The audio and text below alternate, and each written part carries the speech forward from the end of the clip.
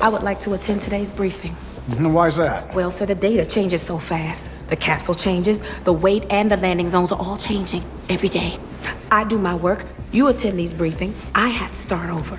Colonel Glenn launches in a few weeks. We don't have the math figured out yet.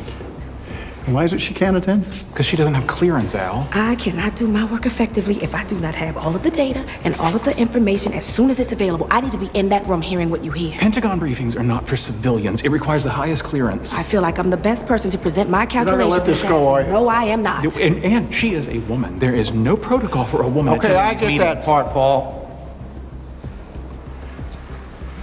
But within these walls, who makes the rules? Did you know that companies with women leadership are 25% more likely to outperform their peers? I want to talk to you about some of the top secrets of women leaders who excel in their roles. If you talk to any great leader, you will often find them talk about their journey from a place of where they struggled, where they had setbacks, and what they learned from it. These secrets come from the learning of women who have found their way and have learned to excel. So one of the areas is knowing your strengths and showcasing them. Indra Nooyi, who was the former CEO at PepsiCo, was incredible in strategizing around the human element and strategy, which were both her areas, and combining them to really work together.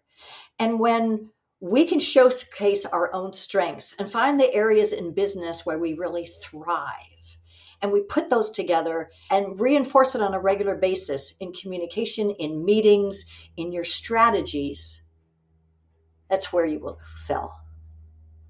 A second secret is active listening. Who would think active listening would be a secret? However, we juggle so much and our lives are so busy and there's so much pressure that often it's one of the first things we forget about. I have a client, Susan Cohen, who is the deputy director at UCLA Health. She is one of the strongest active listeners I know. So when she's listening to me, she's leaning in. She's giving me great eye contact. And her comments are things like, oh, yeah, I could see that. Glad we're talking about that. Tell me more. And when she's challenging me, she doesn't just say, oh, that'll never work. She is very inclusive with comments like, have you ever considered? Or what would happen if we? And her active listening not only reels me in, I'm including her, but she's making me listen deeper to my own thoughts and sometimes making me change them. It's very powerful. The third area in revealing these top secrets is resiliency and adaptability.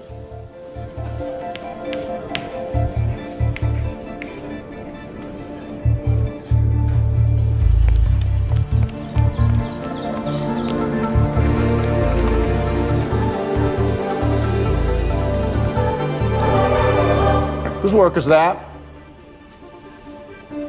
I said, whose work is that? Catherine Goebel, sir.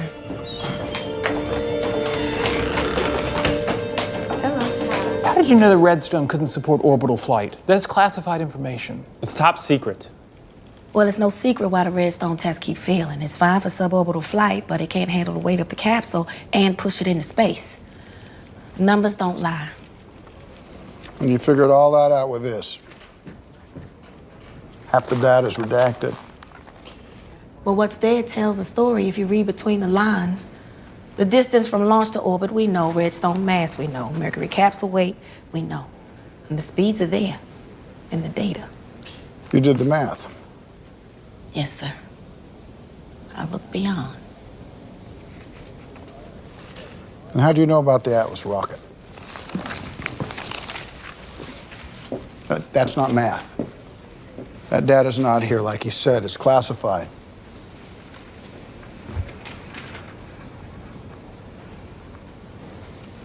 I held it up to the light.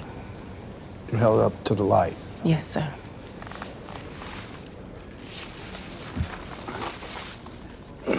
Well, there it is.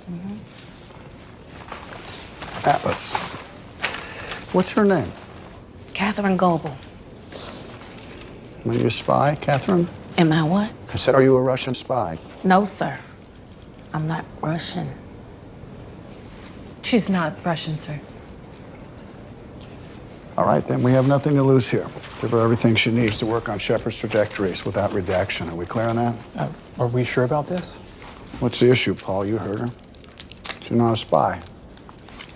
I just don't think it's a good idea. You know what I think's a good idea? Darker ink. I think darker ink's a good idea. Ruth, could you pass that along? Yes, sir. Thank you, Catherine. Thank you, sir.